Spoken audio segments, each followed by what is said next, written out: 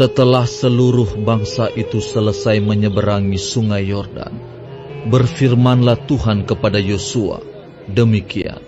Pilihlah dari bangsa itu 12 orang, seorang dari tiap-tiap suku, dan perintahkanlah kepada mereka demikian. Angkatlah 12 batu dari sini, dari tengah-tengah sungai Yordan ini, dari tempat berjejak kaki para imam itu. Bawalah semuanya itu ke seberang, dan letakkanlah di tempat kamu akan bermalam nanti malam. Lalu Yosua memanggil ke-12 orang yang ditetapkannya dari orang Israel itu, seorang dari tiap-tiap suku. Dan Yosua berkata kepada mereka, menyeberanglah di depan tabut Tuhan Allahmu ke tengah-tengah sungai Yordan, dan angkatlah masing-masing sebuah batu ke atas bahumu, menurut bilangan suku orang Israel, supaya ini menjadi tanda di tengah-tengah kamu. Jika anak-anakmu bertanya di kemudian hari, apakah artinya batu-batu ini bagi kamu? Maka haruslah kamu katakan kepada mereka bahwa air sungai Yordan terputus di depan tabut perjanjian Tuhan. Ketika tabut itu menyeberangi sungai Yordan, air sungai Yordan itu terputus. Sebab itu, batu-batu ini akan menjadi tanda peringatan bagi orang Israel untuk selama-lamanya. Maka orang Israel itu melakukan seperti yang diperintahkan Yosua. Mereka mengangkat 12 batu dari tengah-tengah sungai Yordan, seperti yang difirmankan Tuhan kepada Yosua, menurut jumlah suku Israel. Semuanya itu dibawa merekalah ke seberang, ke tempat bermalam, dan diletakkan di situ. Pula Yosua menegakkan 12 batu di tengah-tengah sungai Yordan itu, di tempat bekas berjejak kaki para imam pengangkat tabut perjanjian itu. Batu-batu itu masih ada di sana sampai sekarang.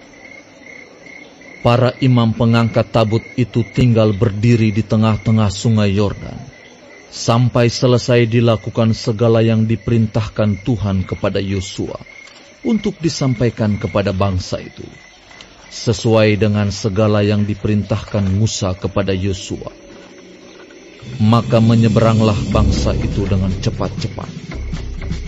Ketika seluruh bangsa itu selesai menyeberang, maka menyeberanglah tabut Tuhan itu serta para imam di depan mata bangsa itu.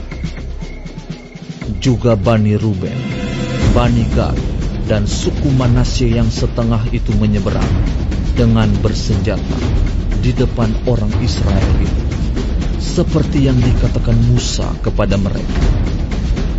Kira-kira 40.000 orang yang siap untuk berperang menyeberang di hadapan Tuhan ke dataran Yeriko untuk berperang. Pada waktu itulah Tuhan membesarkan nama Yosua di mata seluruh orang Israel, sehingga mereka takut kepadanya, seperti mereka takut kepada Musa seumur hidupnya. Berfirmanlah Tuhan kepada Yosua, demikian. Perintahkanlah para imam pengangkat tabut hukum Allah itu, supaya naik dari sungai Yordan. Maka Yosua memerintahkan kepada para imam itu, demikian. Keluarlah dari sungai Yordan.